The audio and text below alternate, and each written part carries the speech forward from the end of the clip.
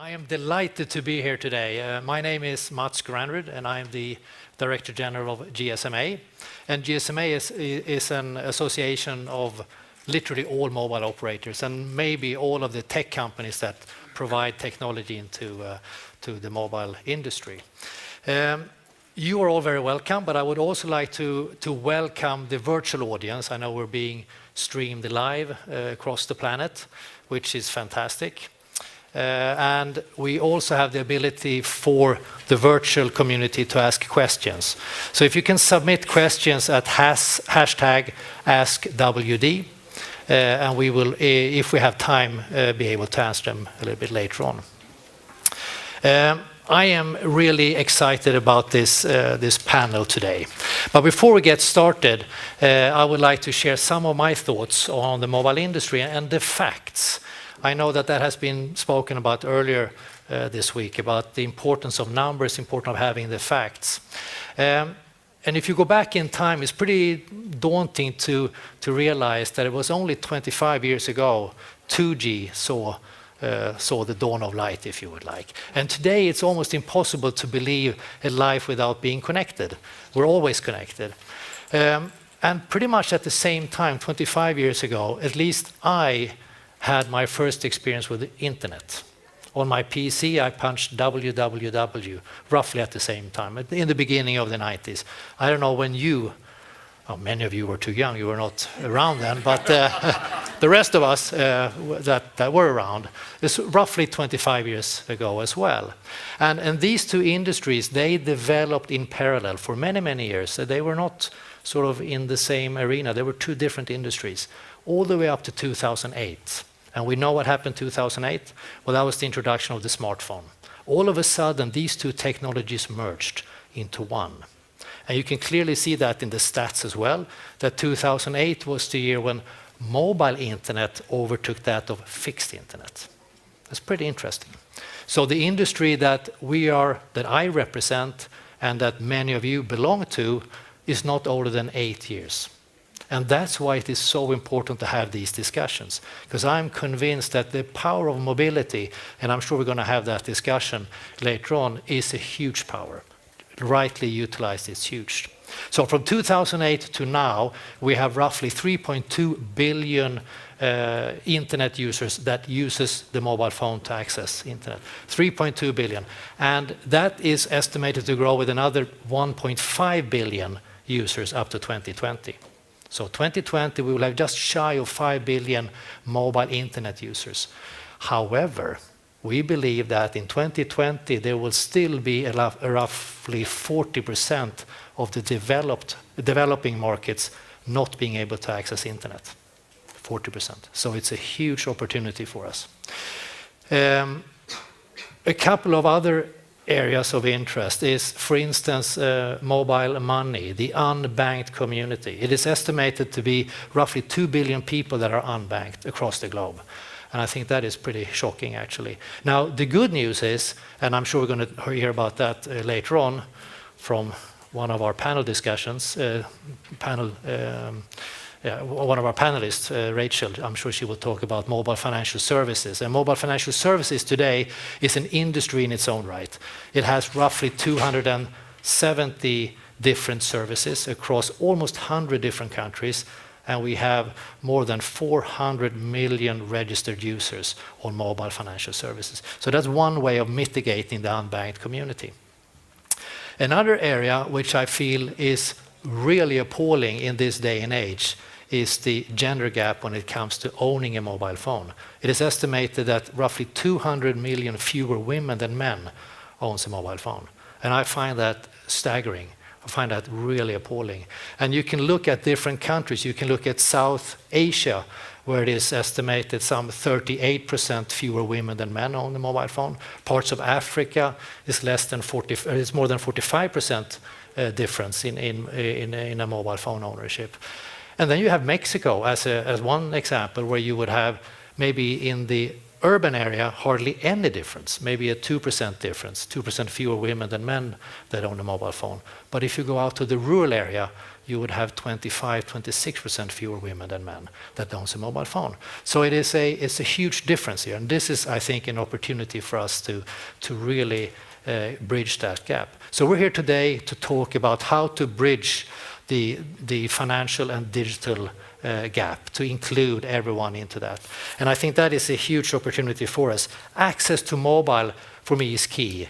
It's key to the digital inclusion for women. But it's also to have the ability to provide key services, such as simple things as identity, for instance. And closing this gap will for sure give important benefits for women, for society, and for business in that order. And I think that is what we're going to discuss here today. Now, the mobile industry cannot do this alone. We need to have all the key stakeholders pulling in the same direction. And that is NGOs, it is business people, and it's governments. And I hope that we will have a good discussion on that topic. I would like to show a short video sort of showing this in more detail. Can we have the video? It's expensive to be poor, and it's even more expensive to be a poor woman. In low-income countries, women have insufficient access to bank accounts or the financial services that come with them. That means hiding money around the house, worrying that it might get lost or stolen, and being vulnerable to economic shocks. Life without access to financial services traps households in cycles of poverty. But when women can use mobile financial services, they can save, send, and spend money formally, safely, and efficiently. It gives them more control over their own assets and finances, which in turn makes it easier for them to budget, invest, and pay for the daily essentials. Financial services available through mobile phones transform women's lives. Yet even though this technology is spreading quickly, it's not spreading equally. And it is women who are being left behind. Research by the GSMA, an association of mobile operators, estimates that 200 million fewer women than men own a mobile phone in low and middle income countries. Mobile operators are committed to reducing this gender gap. There's much more work to do, and getting there won't just be good for women, it will also be good for business. Closing the gender gap in mobile phone ownership and usage across developing countries could unlock $170 billion for the industry by 2020. In less than a decade, these economies will increasingly depend on digital access and mobile financial services. The question is, will we limit growth for everyone by leaving the world's poorest women behind? Or will we invest in our future by empowering them to invest in theirs?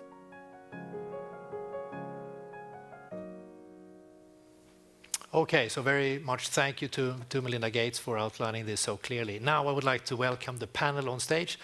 Your Majesty, Queen Maxima, please come up. Queen Maxima is also the UN Secretary General's Special Advocate for Inclusive Finance for Development. We have Sarah Hendricks. Sarah is a Director Gender Equality at Bill and Melinda Gates Foundation. Very welcome. And we have we have Dr. Purna Sen. She is the Director of Policy for UN Women. And we have Mrs. Rachel Samrian, Executive Vice President of External Affairs at Millicom. So, very welcome on stage. We have roughly 50 minutes or so to have a good, fruitful discussion on this financial and digital inclusion for women. I also forgot to say that we will be happy if we have time to take Q&As from the audience. But let's kick off the discussion, and I would like to start with you, Your Majesty. You have been named one of the 100 most influential women when it comes to financial inclusion and working with that. And you have been a long advocate on this. Now, can you, in your words, tell me why do you feel so passionate about this? Why is this so important? Well, I basically see financial inclusion as a core enabler. It's not an end in itself. It's a means to an end. It's what actually makes it, people can invest in opportunities. They can protect themselves, like the video said, against this big shoe that came up, which is these external shocks. You can actually increase your income and actually make payments and actually transact and be able to sort of, increase the effectivity of your own firm. Now, why is financial inclusion, we know that financial inclusion is very important, but for women it's even more important. I mean, for a lot of the reasons that actually came up here, we have to unleash the economic potential. We know that right now we're not using all of the women's potential, certainly in developing countries, and also in my own country, the Netherlands, and also within the EU, we really need to do a lot of work on this front as well. Financial inclusion is a universal issue. As well in the US, we've actually been talking with the Secretary of Treasury, Lou, on these issues, that it's also an issue in the US. So the universality is a very important issue. Now, the other issues, we know that when we invest in women, we invest in the whole families. I mean, basically, nutrition issues, health issues, housing issues, education issues. We know we have very good examples of when actually women have access to saving accounts and commitment savings, their daughters actually tend to go more to school than the ones that don't. Because why? They actually can have this cushion of money that they can actually still permit their kids to go to school and, smooth consumption along the months around. So I think those are the very important issues. Now, like I said, the gap is not narrowing. From 2011 to 2014, actually, we included 700 million people in the world into what I would say that have access to finance. But the women actually, even though they grew that 20%, just like men, we still keep on having a 9% gender gap. That is 9% in developing economies and 7% worldwide. So I would say that, probably 5% would be in the developed economy.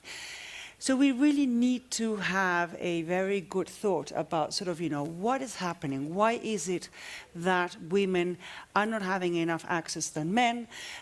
Is it a question of supply? Is it a question of demand?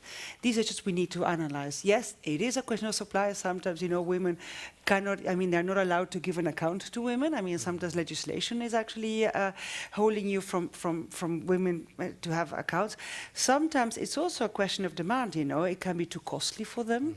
It can be too far away, and they, the bank branch is actually 2 days walk, so they don't have the time, they cannot leave the children. So we need to think about the supply and the demand side issues by which women do not have access to financial services.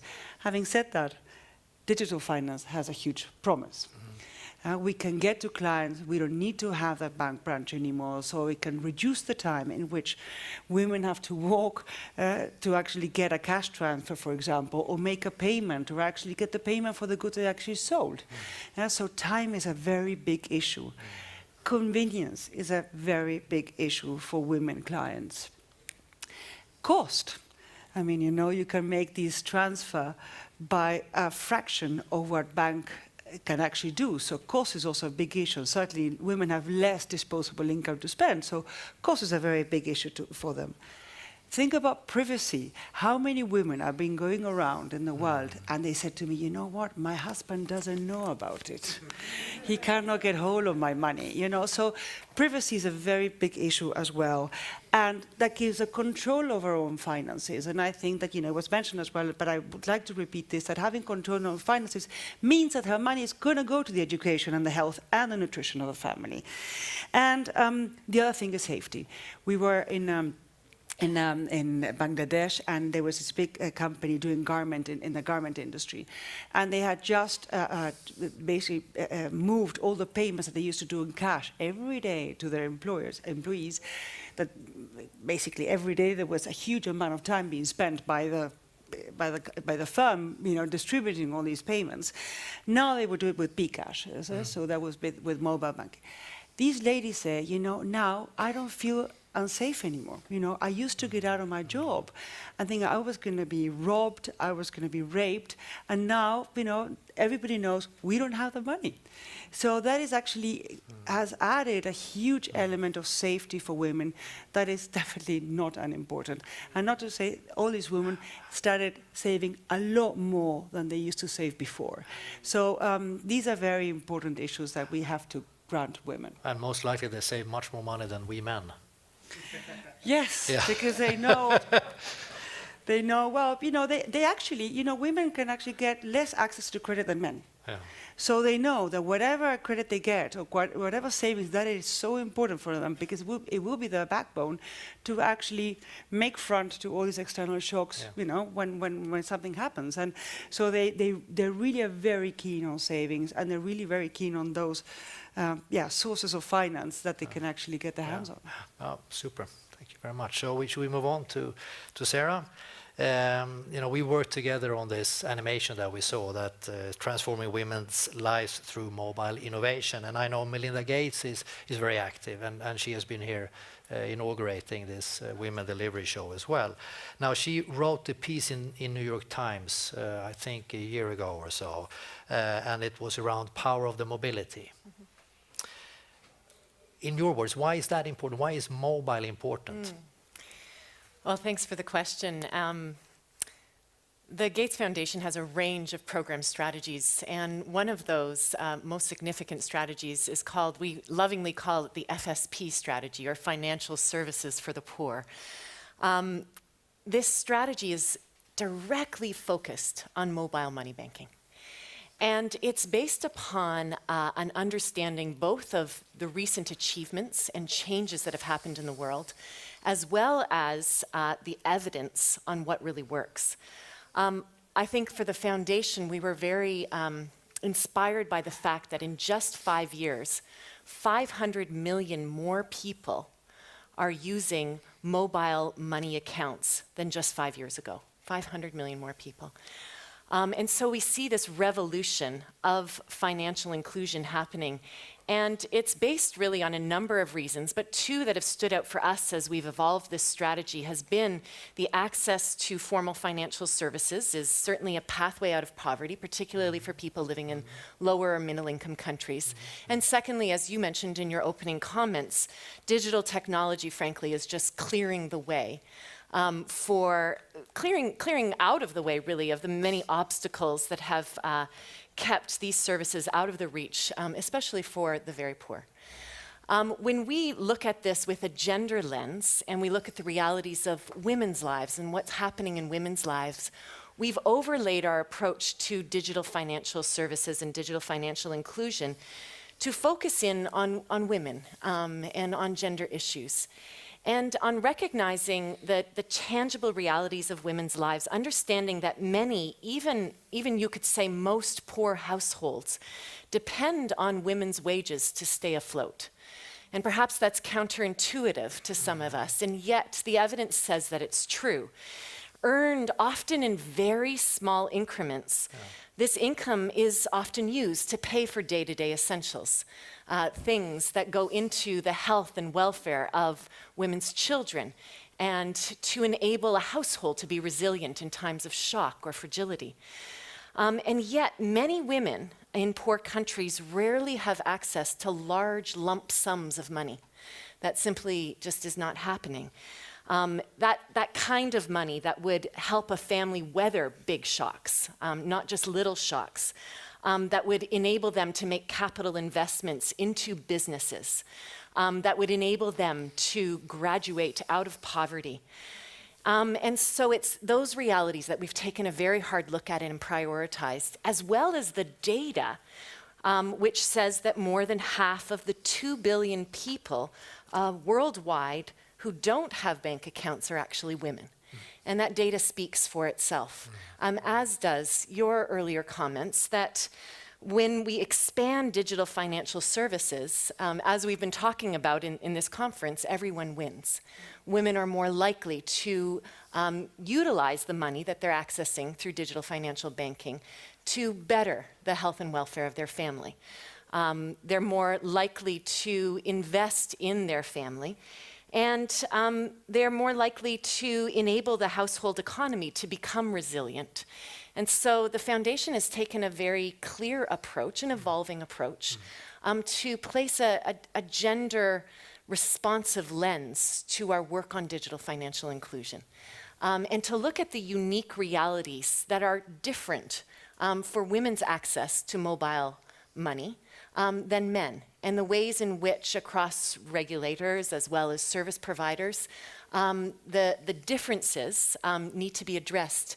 I think you covered some of those unique realities of safety, of control, of time and convenience and cost so well. So it's this approach that has made this issue very important to the foundation. Can I ask you, the mobile phone in itself, is that something to take into account here as well? That it's become sort of personal, you can carry it with you, etc.? Absolutely. And I think when we look at that issue of access and control, as well as privacy, and the power that holds of being able to make decisions about the assets that are in your hands.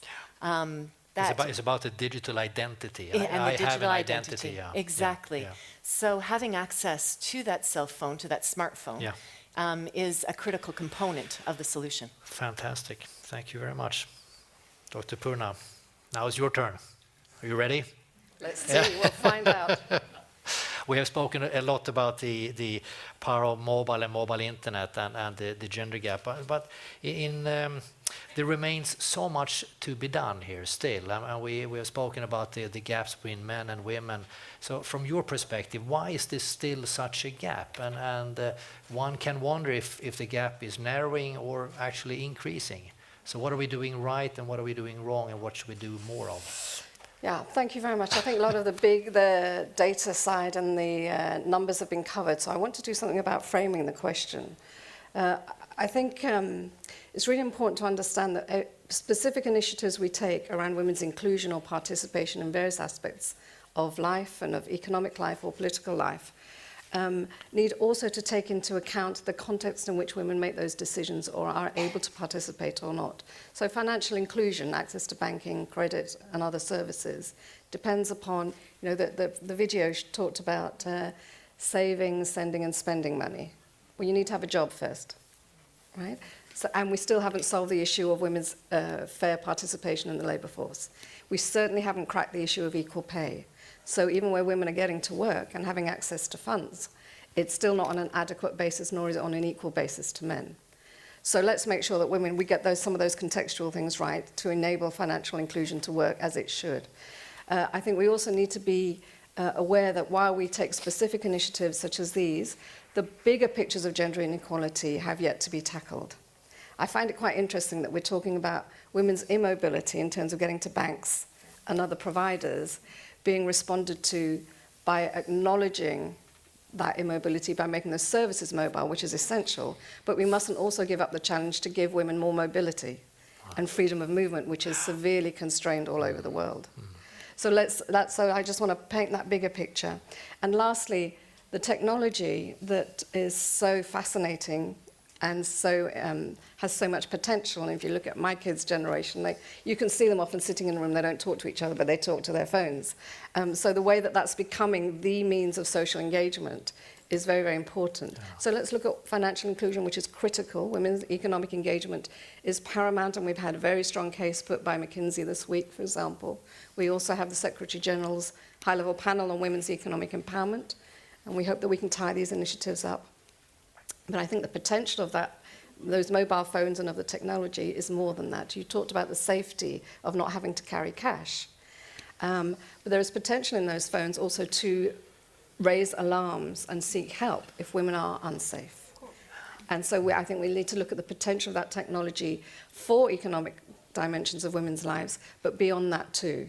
And then lastly, I did say lastly before, I'm saying lastly again. That's okay, that's okay. My second last is to think about how we ensure that women have control of those phones, because in a context where women still don't have control of assets at home, this is an asset. It is a tangible, material good that women have somehow to protect, and that's not always easy. If you know, I've worked in the slums in Calcutta, for example, for women to keep control of a desirable gadget when she doesn't easily manage other possessions is a challenge. So we need to think about how that is enabled. So the bigger question of women's control So it's has back, to be dealt with. exactly, it's back to the privacy, to the identity that I have this, I have my asset, I have my mobile phone, and that is sort of my life in a way.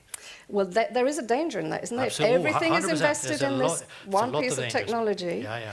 then everything becomes dependent on that. And Yeah. if that is lost or compromised in some way, or somebody else has access to it, then they can access your money. So the bigger issues of women's control and safety and backup systems must be part of our conversation to ensure that the potential, the valuable potential, is actually realized. That is a whole new panel discussion on privacy and security, I'll tell you that.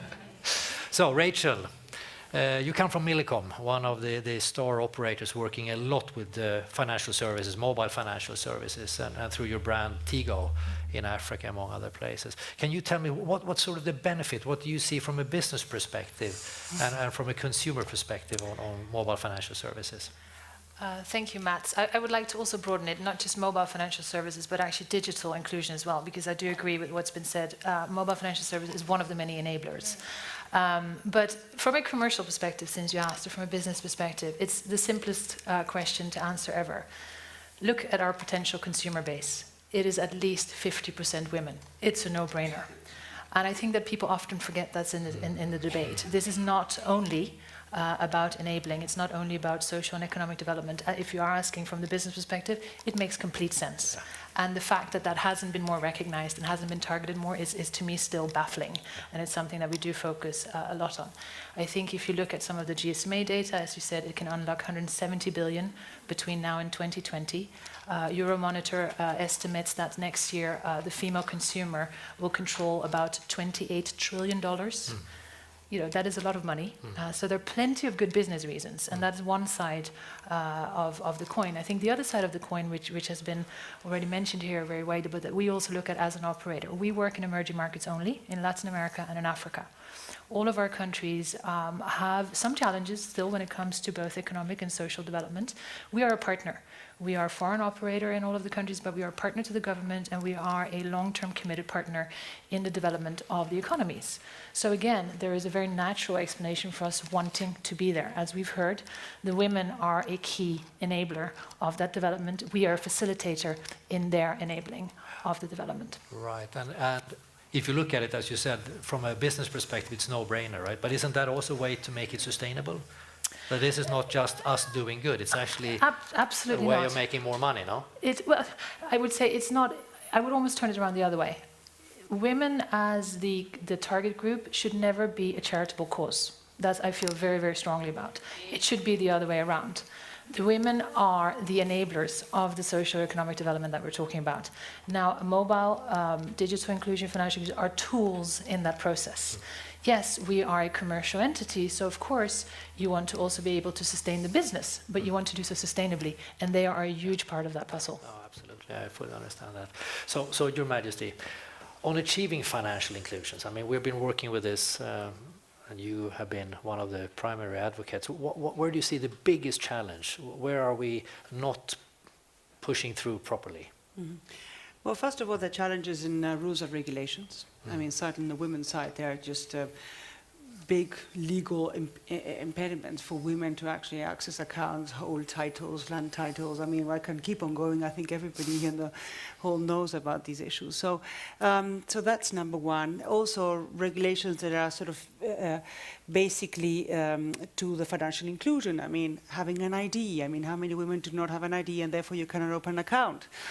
These are also other issues that have actually been, and you know, rolling an ID system like India has actually now done with Aadhaar, you know, it takes a lot of time, it takes a lot of money. Not every country has so much money, you know. So we have seen very good things, but still a long way to go on that front.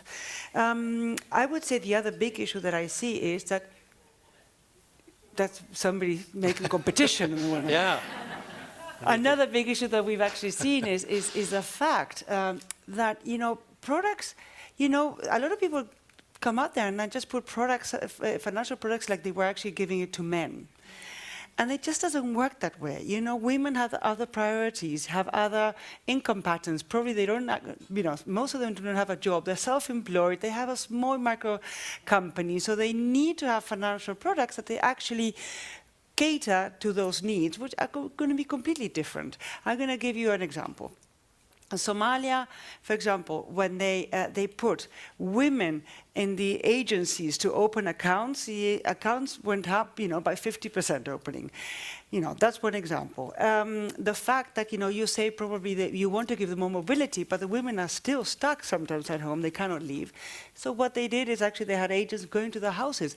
The women ended up saving a lot more money than before. So, commitment savings, we know that commitment savings tend to be much more effective to increase savings and increase expenditure in food and expenditure in health and education than a normal savings account. So we know a lot of things that we need to just cater those financial products much more to the needs of women. And I know that a lot more research is coming up. At the end of the year, we're going to be able to present a lot more information, but we really have to put a lot of effort in this issue. The other issues, certainly on the mobile side, we also have a challenge on the owning and usage of mobile phones through women. You said, 200 million fewer women actually have a mobile phone. And when they have it, it's not a smartphone, mostly, it's a feature phone, and when they have it, they use it a lot less. So, why is this? Even in Kenya, actually, there's a huge gap of ownership, which is a country that within Africa is quite sort of prone to mobile banking, etc. But why is this? Cost is a perceived issue, maybe perceived or maybe a real issue. Also, we have to look at what are the impediments. Sometimes the man, like you said, is a gateway of owning a phone. So where if she wants that privacy, she's not going to put her money into that phone that the husband has access to, right? So, we also need to think about that. Technical literacy. A lot of women feel very afraid of sending their own money because they're illiterate. So, trying to get something in a feature phone is very difficult. Maybe a smartphone would be a different issue. Coverage, agent trust.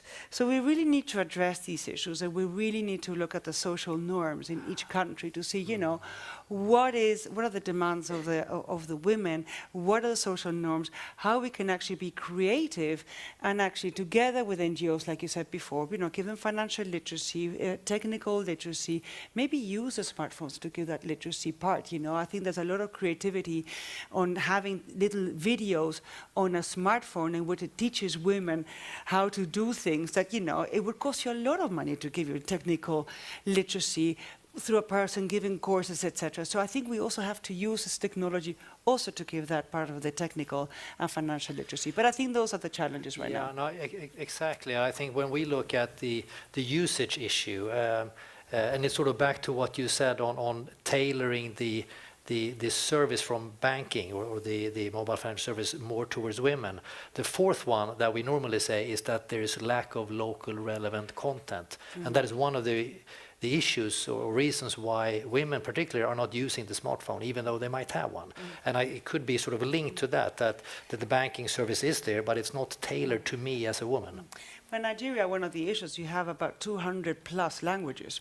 Yeah, exactly. So how do you, even if they are not literate, that is also an impediment. And how do you bridge those issues? I think that, you really need to, I have seen so many fantastic products that went into the market, but if they don't consider the social norms and the social context of the people, of the women and how they're living, they're never going to be take up. And the reality is we really have to wake up because we are not getting the take up we desire, even though we have a fantastic value proposition for them. Yeah, very good. Dr. Purna, I was thinking of the sustainability development goals, and the mobile industry has wholeheartedly said that we're going to support all 17 of them. And I know United Nations is sort of the mother of them, if you would like. Now, from your perspective, the number 5, the gender equality, how would you sort of tie this into the financial inclusion bit? Well, I think, can I just remind us of a couple of principles that inform the whole SDGs and the Agenda 2030 on which it sits. One is about universality, that every woman, every person across the world is brought into the vision of the world that Agenda 2030 speaks about. And that this is a human rights framework. That's the second principle. So it's about rights of access, rights to participation, rights to good health, etc. But the last principle I want to highlight, I think is particularly relevant here, is the commitment to leave nobody behind. And to leave nobody behind, we are also being encouraged, well, compelled, committed, the states have committed us, to ensure that those who are furthest behind are actually at the forefront of our work. So we're being asked to flip on its head the way we usually work. Assessments of how far we'd got on gender equality that took place last year through the Beijing Plus 20 review, for example, showed there has been progress. There has definitely been progress. The general progress of women's lives is quite remarkable, but it hasn't touched a lot of women. There are a lot of women and girls who've been left behind. And we have now to think about their lives, their challenges, and their strategies for making their lives better, and creating a context in which they can make more choices over their lives. That's what empowerment means. It's not something we do for them. It's something that the women who will never be in this room or at this conference need to have ability to control their lives. So the digital world, financial inclusion, are for me aspects of how we bring those furthest back to the forefront of the world that we're looking to create. There was mention just now, you mentioned about digital literacy, technical literacy. We have a project with Mozilla at the moment where mobile phones are being used to teach financial inclusion. Those sorts of efforts to reach people who are least well reached, I think, must be one of our primary pieces of work now. And there is a commitment around financial inclusion. There's a commitment around asset ownership. There's a commitment around ending discriminatory laws. There's a commitment, which is a whole new imagination of the world, to eliminate violence, not to reduce it. So all of those, I think, are going to be bound up in how we can, or at least can be facilitated by how well we can use the new technological world in a way that serves women better than it has done before. And gender gap number 5, or SDG number 5? Well, those are all in SDG number 5. Ending violence, ending discriminatory laws, access to technology, financial inclusion. I mean, it's a very ambitious goal. It covers many aspects of women's lives. It doesn't capture all of them, and quite rightly, the SDG 5 on gender equality isn't the only part of the SDGs that relates to women. You know, there are other goals. Ending poverty. Who are amongst the poorest? Women. Who are the least well served by our economic systems? They are women. Who are worst hit by conflict and war? They are women. So there are different goals that speak to women's lives in different ways, but Goal 5 does cover a lot of it. I think it was good what you said about leaving no one behind. I think that's a powerful statement, something that we need to think of. Yes. Sarah, on the Gates Foundation, you're working actively as well with this, of course. And what would you say on the SDG number 5? Are you specifically targeting that, or are you looking at the broader, the gender equality goal? Absolutely. As you may have heard this week, we've honed in a strategy on gender equality advocacy, and specifically on advancing gender data. Building that directly to the accountability that's required to ensure that SDG 5 and its ambitions to leave no one behind are not only advanced but also achieved. And so that's part of not just the core motivator, but how we're framing up our evolving approach to gender equality and putting gender data as a core part of advancing the work on SDG 5. Yeah. Do you think that when we collect data that we are gender biased already in sort of in collecting the data? Do you think that is the case, or? Well, I think we are plagued equally by no data, by little or fragmented data, as well as by sexist or biased data. And on that last point, and to your question, biased data results in the ways in which surveys are undertaken. So demonstrating to us that not only is the data sometimes compromised, the way it's done is a very gendered approach as well. Often a survey utilizes the household as the core unit of analysis. And when a survey is undertaken, it's the quote-unquote head of the household who speaks on behalf of the entire household, usually and predominantly the man. And so the issues most important to women, as well as to girls, are often left behind. Issues such as how women and girls spend their time. What kind of access and control do women and girls have over productive and economic assets, such as a cell phone, but also land and livestock, etc. Issues of gender-based violence that likely do not come out when one person is responding to a survey. And so we end up with skewed data. And that's part and parcel of what needs to be fixed, what needs to be advanced if the indicators on SDG 5 are to be tracked effectively. Right now, we're set up in the world only to, with the right kind of data, to advance 3 of the 14 indicators in SDG 5. To me, this is unacceptable. But I also have hope and think that there's something we can do. And I think the partnership together with UN Women, other bilateral governments, as well as the World Bank and other foundations that have been expressed this week on advancing gender data, on prioritizing that, is part of the pathway to change. And I think half the battle is to know that we're not good at collecting data. Then I think we can actually solve it, right? Yes. And I think GSMA, that's a good point to us as well, to work harder on figuring out how to more accurately measure it. And I think that the Findex has been one of the most important tools for us to be able to pinpoint where exactly are women at in terms of not only access to mobile technology, but what are the implications in terms of mobile money banking. Thank you, Sarah. Rachel, Millicom, one of the operators that are in the forefront on financial services. I'm sorry, but I'm back to that again. Could you give us some advice to operators, mobile operators that are on their way in or thinking that maybe should we embark on a financial service, mobile financial services? What sort of should one think of?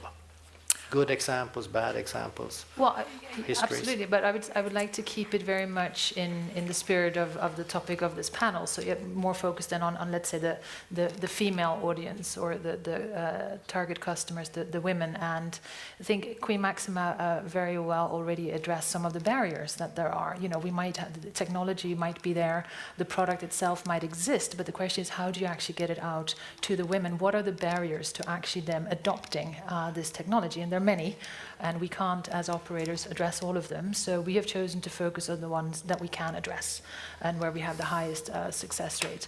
I mean, the staff at GSMA have done wonderful reports on looking at the barriers, and among the top 5, you find issues such as literacy, digital literacy to begin with, trust. Trust with the operator and the agent is an enormous issue, and understanding the usefulness. Right, it might be there. Someone might say to you, "This is useful," but you might think, "Well, I've never had it before, and why would I need it now?" So we are focusing very much on trust and training, and I think that is a core element. Of course, from aside from the basic technology issues, the network coverage, you actually have to physically be there. You have to have the regulatory environment. The banking system mustn't be allowed to overrule that, etc., etc. But trust and training, and there are some very simple ways of addressing those. Female sales agents, it's an absolute must. We have a lot of statistics and data to show that there is a significant correlation between the amount of female sales agents and the amount of female customers. It's an absolute given that actually has correlation for all the other reasons. The cultural, the lack of perhaps knowledge, the lack of understanding, feeling intimidated, speaking to a man, trust, it all comes back to trust, exactly. So female sales agent is an absolute must. It's one of the commitments that we have made as the only African operator with Connected Women, that we will increase the percentage of for female Tigo Cash customers in Rwanda by 2020, and a part of doing so is an entrepreneurial toolkit for the sales agents. Outreach, train them, teach them how to use it, send them out in the field. That is one of the key cornerstones of actually getting the women to adopt it. Learning at the same time, the training. How do you actually get them to understand that this is something that isn't just a new fad or something that looks very technology savvy, but something that's useful to their lives? What does it mean to them?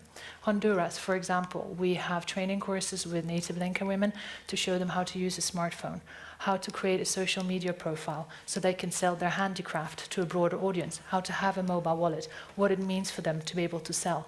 Ghana, market traders, women, saving platforms together.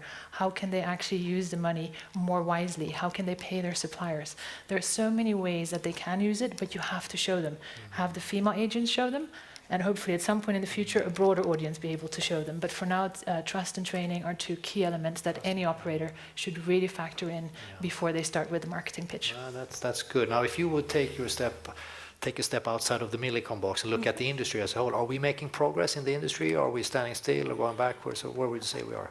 I would never say that we're going backwards, because I don't think that you could ever say that if you're looking at the numbers. I mean, if you look at just Tanzania itself, where there's been a 30% uptake in mobile financial services over the last year from the year before.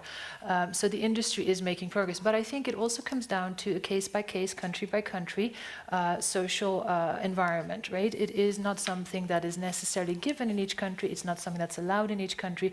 I think a lot of mobile operators want to participate more. It is an enabler. It isn't necessarily a core product for all of them, but there is no question that it's here to stay. But it is a question of case-by-case, country-by-country environments. But I think as an industry, there is definitely determination to drive it forward.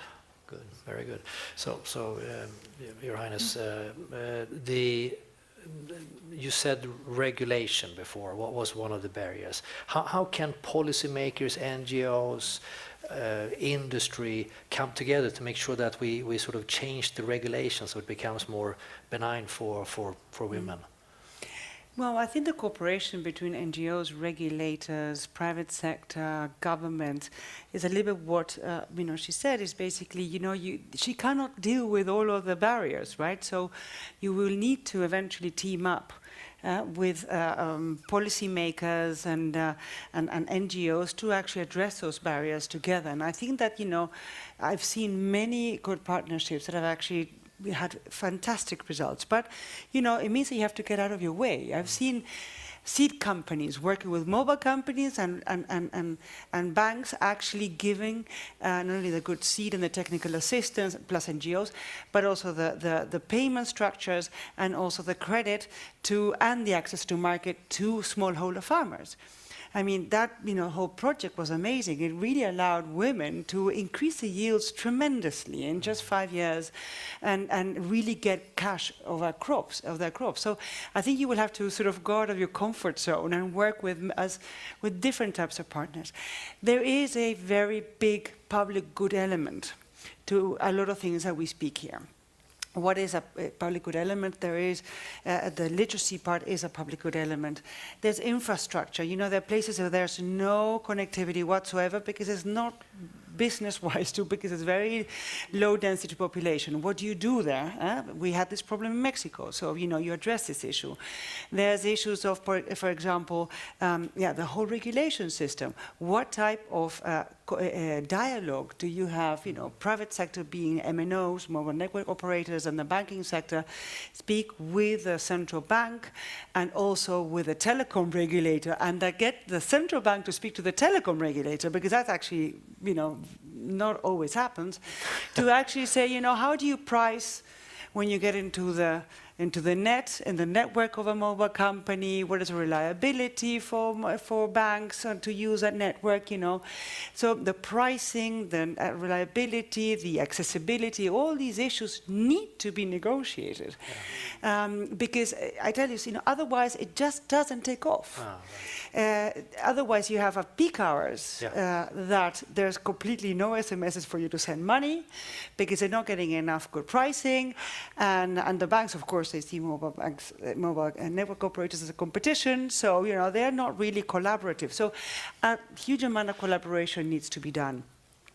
In that sense, I was extremely happy that GSMA last year came up with the interconnectivity policies. That, you know, everywhere you're going to be really try to have interconnection of all the systems between the different MNOs and also financial sector players that also have come in.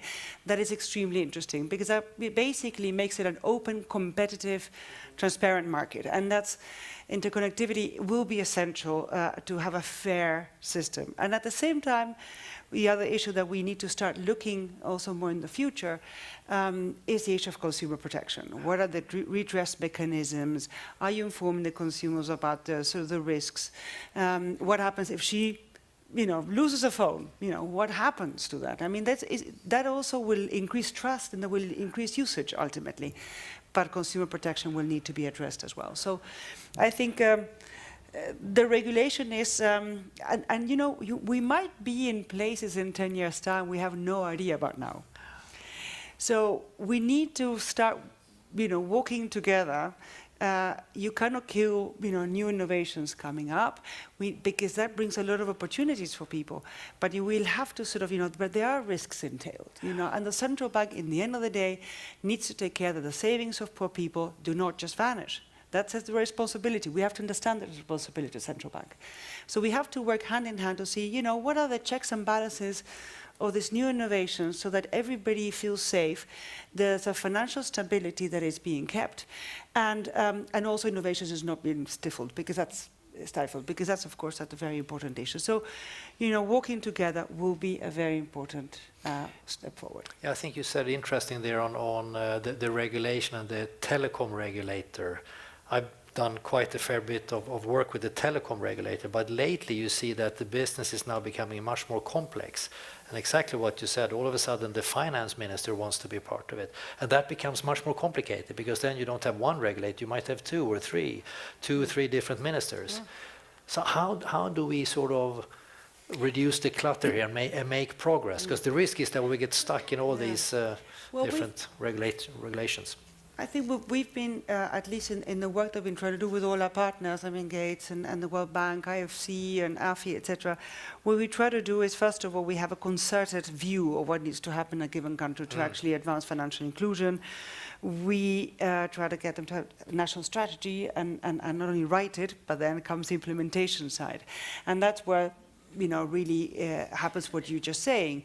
We try to have councils of coordination committees of ministries and regulatory institutions to actually work together and have very clear targets. And to coordinate each other, because sometimes it's a chicken and an egg, because they keep on blaming, you know, one institution keeps on blaming the other, like that we're never going to advance. So, and that has to have a very strong leadership of a president or a prime minister. So, and with very good data. So that has happened in Tanzania. I was there at the launching. We had the committee. We just set up in Pakistan. We're trying to set up now in Mozambique. I mean, and like that we keep on going, and with Colombia the same thing. So I think that is extremely important, to actually have a body that just doesn't sort of just meet with each other, but just coordinate and have very clear targets and very clear implementation strategies. One view. That is good. That's the way to make an impact. Yeah. I 100% agree with you on that. Now we're running a little bit short of time. Now what I would like to do is, now this event happens every 3 years. So if we take a second of closing our eyes and think, okay, we're now back in 2019. What have we achieved? And what have we not achieved up to 2019? Where do you want us to be in 2019 when it comes to financial inclusion, closing the gender gap? Sarah, do you want to start? Thanks. I think visioning forward to the future is part of what's so critical about this topic itself. So here we are, 2019, you said. 2019, that's 2019. You know, one of the things that have permeated our discussion this afternoon have been those barriers and challenges. And I would love in 2019 for us to be much more granular about exactly how those barriers are affecting women, particularly in terms of how women are dropping off the customer journey for digital financial services. Right now, we're beginning explorations together with GSMA on studying why women drop off the customer journey. And some of these challenges we've highlighted today, but I think it needs to go from the entire spectrum, and for us to be quite clear about how women hear about, register for, engage with service providers, use digital financial services, and then make choices about how to address those challenges. So it's becoming clearer about those challenges and the research and evidence of exactly why and how women are dropping off, that I'd like to see us in 2019, not only understanding, but advancing in terms of steps towards change. Excellent. Purna? Yep, I agree with Sarah. Okay. But in addition, In addition. You asked me about the SDGs, and I referred to Agenda 2030. Now, that's a hugely ambitious agenda, and it has to be delivered in 14 years now. And that will very quickly feel like tomorrow. And 3 years will very quickly feel like this afternoon. We have to see ourselves making progress on the journey to those promises that have been made to women across the world. So I want to see us in 3 years' time saying not just these are the challenges, because I think we're still stuck with the challenges, but here are the 10 things we've progressed in the last 3 years. Here are the ways in which the association of status or value that goes with a smartphone, because we're going to be talking about smartphones much more, I think, by then, is not associated with men, but that it's legitimate in every culture that women are able to use and control those valuable assets. Because we're nowhere near that now. I want to see progress against that. I want to see, we don't have time here today, but it would have been nice to ask people younger than me what we can do to make that happen, to make the access to telephony, mobile telephony, and its potential more deliverable at a faster pace. I'd also like to see, we've talked about regulations, difficulties of access and registration, not just making them more available to women, but making sure women are in position to make those regulations, right? To make sure that women are the decision makers on some of these issues. Then I think it'll be less of a challenge to ensure that they're shaped right for women. Shall I stop? I've already agreed with Sarah and said more. Okay, good. Okay. So you don't want to have Rachel. I would like to take it back to basics almost and touch on one topic that we haven't had time to cover. As long as we're in 2019. Okay, we're going to go forward to 2019.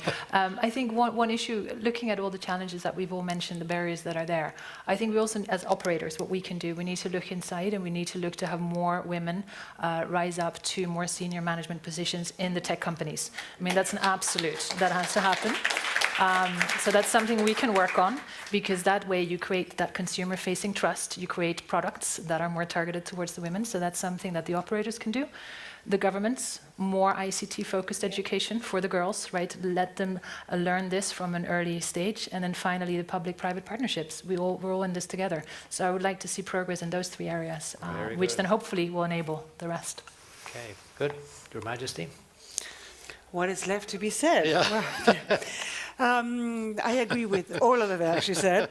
No, I just would like to add, or at least insist in the partnerships and the cooperations between different players, because I think we're going to be in somewhere completely different. I mean, if I see the knowledge that we've actually come up with in the last year already, when we started this working group or my reference group, and information that came from you last time in Barcelona, I mean, we're just getting so much more information on what are sort of, the big lagoons and, where we need to do more research. We're having more research coming up in the second half of the year, a tremendous amount. I mean, it's really, private sector needs to be taking this in charge, because there's a huge potential for you there, but also talking with the public sector to actually make it possible, because otherwise we're not going to make this possible. I think that, I've been excited about sort of digital mobile money for quite some years, and actually has been taking off much slower than we actually all had anticipated. So we need to actually work much more together to really cater to clients' needs. And actually that's also for women and men, by the way. And because also we need a critical mass of people using it for women to also feel trusted and use it as well. So, let's also look it up in a big next conference, or 2019, with Dr. Kim, we came up that by 2020, we're going to have universal access to financial services. So I hope you're going to be working extremely hard, because I'm going to be alone. I'm losing my face in that one. So thank you. All right, super. Thank you very much. So if I summarize, granular more granular in the data, and 10 things that we can show success. I think that's very good. Not just talk about challenges, but also show tangible results.